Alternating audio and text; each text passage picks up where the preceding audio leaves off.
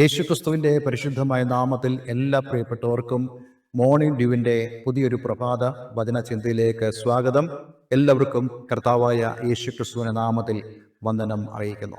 കഴിഞ്ഞ ദിവസങ്ങളൊക്കെ നമുക്ക് വളരെ അനുഗ്രഹിക്കപ്പെട്ട ആത്മീക ചിന്തകൾ ചിന്തിക്കുവാൻ, ധ്യാനിക്കുവാൻ തക്കോണം ദൈവം നമ്മെ സഹായിച്ചല്ലോ. ഈ ദിവസങ്ങളൊക്കെ നമ്മൾ ഇസ്ഹാക്കിൻ്റെയും റിബേക്കയുടെയും കുടുംബവുമായി ബന്ധപ്പെട്ട്, പ്രത്യേകിച്ച് അവരുടെ മക്കളായ യാക്കോബിനെ കുറിച്ചും ഏശാവിനെ കുറിച്ചുള്ള ചില ചിന്തകളാണ് നമ്മൾ ആത്മീക പാഠങ്ങളായി പഠിക്കുന്നത്. തീർച്ചയായിട്ടും ഇതൊക്കെ നമ്മുടെ ജീവിതത്തിൽ ധാരാളം അനുഗ്രഹപ്രദമായി തീരും എന്നുള്ളതിൽ യാതൊരു സംശയമില്ല. പഴയ നിയമ പുസ്തകത്തിൽ നിന്ന് നമ്മൾ പഠിക്കുന്നത് പുതിയ നിയമ പുസ്തകത്തിൽ തന്നെ വളരെ വ്യക്തമായി പറഞ്ഞിട്ടുണ്ട്. ഇതൊക്കെ നമുക്ക് ദൃഷ്ടാന്തമായി സംഭവിച്ചു. പഴയ നിയമ പുസ്തകത്തിൽ കാണുന്നതായ ചരിത്ര സംഭവങ്ങൾ, ദൈവം ഇടപെട്ടതായ ഓരോരോ കാര്യങ്ങളും നമുക്ക് ഓരോരുത്തർക്കും ഉദാഹരണങ്ങളായി ദൈവത്തിൻ്റെ പരിശുദ്ധാത്മാവ് നമ്മോട് പറയുമ്പോൾ, തീർച്ചയായിട്ടും ഈ ഉൽപ്പത്തി പുസ്തകത്തിൽ നിന്നും അല്ല, ഏതൊരു പഴയ നിയമ പുസ്തകത്തിൽ നിന്നാണെങ്കിൽ പോലും നമ്മൾ മനസ്സിലാക്കുന്ന, വായിക്കുന്ന അല്ലെങ്കിൽ വചനം കേൾക്കുന്നതായ ഭാഗങ്ങൾ നമുക്ക് ഒരു ദൃഷ്ടാന്തമാണ്. ഇത് മാത്രമല്ല, ദൈവം നമ്മളോട് അതിൽ കൂടെ സംസാരിക്കുകയും ചെയ്യും. കർത്താവ് യേശുക്രിസ്തു തന്നെ പഴയ നിയമ ഭാഗങ്ങളിൽ നിന്നും ഉദ്ധരിച്ച് സംസാരിച്ചിട്ടില്ലേ? ഉണ്ട്.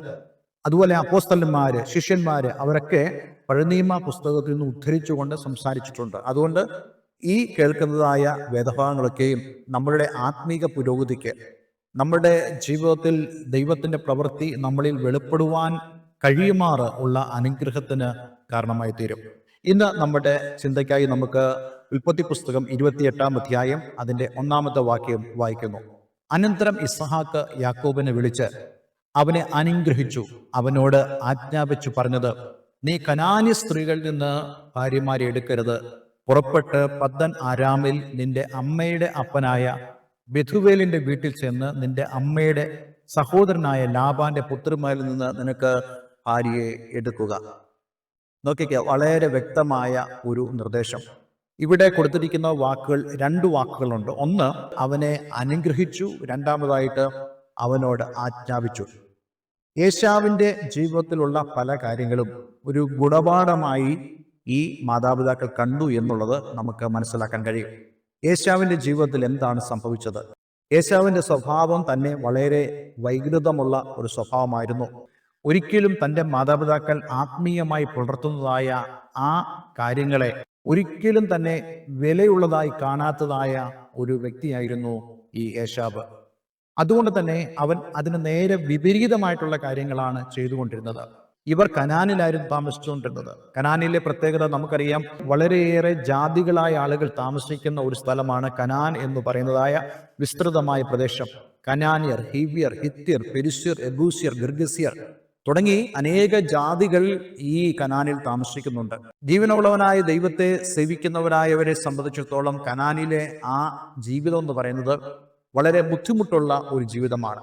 പക്ഷെ എങ്കിലും ഈ ഇസ്ഹാക്കും റിബേക്കയും ജീവനുള്ള ദൈവത്തോടുള്ള ആ ഒരു ബന്ധത്തിലും ദൈവത്തോടുള്ള സ്നേഹത്തിലും അവർ മുൻ നിന്നുകൊണ്ട് അവിടെ ജീവിപ്പാനിടയായി തീർന്നു. പക്ഷെ ഏശാവ് അങ്ങനെ ആയിരുന്നില്ല.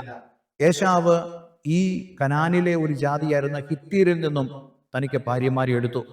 ഈ ജ്യേഷ്ഠാവകാശം അവൻ നിസ്സാരമായി കാണുമ്പോഴും, ഈ ഭവനത്തിൽ ഇങ്ങനെയുള്ള കാര്യങ്ങൾ സംഭവിക്കുമ്പോഴും ഏശാവിന് ഭാര്യമാരുണ്ടായിരുന്നു എന്നുള്ളത് നമുക്ക് മനസ്സിലാക്കാൻ കഴിയുന്നുണ്ട്. അവർ ഏതെങ്കിലും തരത്തിൽ ഈ വിഷയങ്ങളിൽ ഇടപെട്ടോ എന്ന് നമുക്ക് വ്യക്തമല്ല. 27-ാം അധ്യായം 46-ാമത്തെ വാക്യം. പിന്നെ റിബേക്ക ഇസ്ഹാക്കിനോട്, ഈ ഹിത്യ സ്ത്രീകൾ നിമിത്തം എന്റെ ജീവൻ എനിക്ക് അസഹ്യമായിരിക്കുന്നു. ഈ ദേശക്കാരത്തികളായ ഇവരെ പോലെയുള്ള ഒരു ഹിത്യ സ്ത്രീയെ യാക്കോബ് വിവാഹം കഴിച്ചാൽ ഞാൻ എന്തിനു ജീവിക്കുന്നു എന്ന് പറഞ്ഞു. അപ്പോൾ കുടുംബത്തിൽ പല അസ്വസ്ഥതകൾ ഉണ്ടായിരുന്നവരായിരുന്നു ഈ റിബക്കായും ഇസ്ഹാക്കും. അതിന് കാരണം ഏശാവ് വിവാഹം കഴിച്ചിരുന്ന ഹിത്യരായ സ്ത്രീകളായിരുന്നു. അതുകൊണ്ട് ഈ ഒരു പാഠം ഇവരെ സംബന്ധിച്ചിടത്തോളം വളരെ പ്രധാനപ്പെട്ട കാര്യമായിരുന്നു. യാക്കോബ് ദൈവ ഇഷ്ടത്തിന് പ്രാധാന്യം കൊടുക്കുന്നു എന്നുള്ളതായ ചിന്ത ഇസ്ഹാക്കിനും റിബേക്കയ്ക്കുമുണ്ട്. എന്ന് മാത്രമല്ല, യാക്കോബിന്റെ ജീവിതം അപ്രകാരം തന്നെ ആയിരുന്നു എന്നുള്ളതും നമുക്ക് മനസ്സിലാക്കാൻ സാധിക്കും. ചില മാനുഷികമായ സ്വഭാവങ്ങൾ അവന്റെ പേര് സൂചിപ്പിക്കുന്ന പോലെ അവനുണ്ടായിരുന്നെങ്കിലും ദൈവീക കാര്യത്തിൽ യാക്കോബ് കാണിക്കുന്നതായ താല്പര്യം അത് വളരെ വലുതായിരുന്നു. ഇന്ന് ഞാൻ നിങ്ങളോട് പറയാൻ ആഗ്രഹിക്കുന്നു, നമ്മുടെ മക്കൾ, നമ്മുടെ തലമുറകൾ ആത്മീയമായ വിഷയത്തിൽ അവർ ഒരു താല്പര്യം കാണിക്കുന്നുണ്ടെങ്കിൽ നമ്മൾ അതിനെ ഓർത്ത് ദൈവത്തിന് മഹത്വം കൊടുക്കണം. അവരെ നമ്മൾ അതിനുവേണ്ടി തിരിക്കേണ്ടതും ആവശ്യമാണ്. അതേ കാര്യം തന്നെയാണ് നമ്മൾ ഈ 28-ാം അധ്യായത്തിലേക്ക് കടന്നു വരുമ്പോൾ നമുക്ക് കാണുവാൻ സാധിക്കുന്നത്. ഇസ്ഹാക്ക് യാക്കോബിനെ അനുഗ്രഹിക്കുകയും അതേസമയം അവനോട് ആജ്ഞാപിക്കുകയും ചെയ്യുന്നു. ഈ രണ്ട് കാര്യങ്ങൾ നമുക്ക് ആവശ്യമാണ്. നാം നമ്മുടെ തലമുറകളെ അനുഗ്രഹിക്കണം, അതുപോലെ നമ്മുടെ മക്കളോട് അല്ലെങ്കിൽ നമ്മുടെ തലമുറകളോട് നമ്മൾ ആജ്ഞാപനവും നടത്തണം. ഈ അനുഗ്രഹവും ആജ്ഞാപനവും എല്ലാം തന്നെ ദൈവനാമത്തിലായിരുന്നു.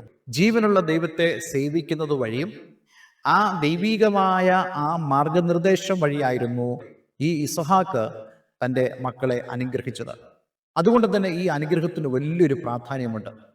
അതാണ് നമുക്കിവിടെ കാണാൻ കഴിയുന്നത്. വളരെ വ്യക്തമായ ചില നിർദ്ദേശങ്ങൾ കൊടുക്കുന്നു. നീ ഹിത്യരിൽ നിന്നും ഭാര്യമാരെ എടുക്കരുത്, അതുകൊണ്ട് നീ ഇവിടെ നിന്ന് കടന്നു പോകണം. വാസ്തവത്തിൽ യാക്കോബിന്റെ ജീവിതത്തിൽ സംഭവിക്കുന്ന കാര്യങ്ങൾ ഒന്നും തന്നെ ദൈവം അറിയാതല്ല. എല്ലാത്തിലും ദൈവത്തിന്റെ സോവറിനിറ്റി, ദൈവത്തിന്റെ പരമാധികാരം നമുക്ക് കാണുവാൻ സാധിക്കും.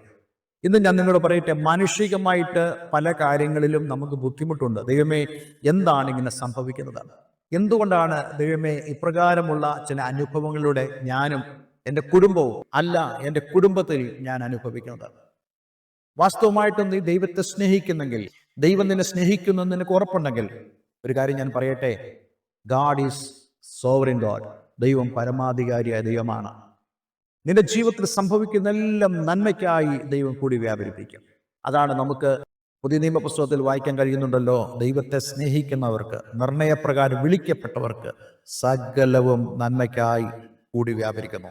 അതെ, ഈ യാക്കോബിന് വേണ്ടി എല്ലാം നന്മയ്ക്കായി കൂടി വ്യാപരിക്കുക. ഇവൻ ഭവനം വിട്ടു പോകുന്നു എന്നുള്ള കാര്യം വളരെ വേദനാജനകമായ ഒരു കാര്യമാണ് യാക്കോബിനെ സംബന്ധിച്ചിടത്തോളം. പക്ഷേ അതിലെല്ലാം ദൈവത്തിന്റെ ഒരു പരമാധികാരമുണ്ട്, ദൈവത്തിന്റെ സോവറിൻ പർപ്പസ് ഉണ്ട്, ദൈവത്തിന്റെ പരമാധികാരത്തിൽ പെടുന്നതായ ഉദ്ദേശങ്ങളുണ്ട്. അത് യാക്കോബിൽ സംഭവിക്കാൻ പോകുകയാണ്. അതുകൊണ്ട് ഇന്ന് ഈ വചനം കേൾക്കുമ്പോൾ പ്രിയമുള്ളവരെ, നമ്മുടെയൊക്കെ ജീവിതത്തിൽ പല കാര്യങ്ങളും സംഭവിക്കുന്നത് നമുക്ക് ബുദ്ധിമുട്ടുള്ള കാര്യമാണ്, നമ്മുടെ സമാധാനത്തെ കെടുത്തുന്ന കാര്യമാണ്.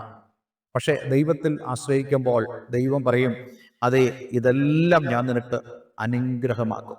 അതെ, ഇന്ന് ആരെങ്കിലും ഈ ഒരു മേഖലയിൽ പ്രയാസം അനുഭവിക്കുന്നുണ്ടെങ്കിൽ ദൈവത്തിന്റെ പരിശുദ്ധാത്മാവ് നമ്മോട് ഓരോരുത്തരോട് സംസാരിക്കുന്നു. ദൈവം നിന്റെ ജീവിതത്തിൽ പരമാധികാരിയാണ്.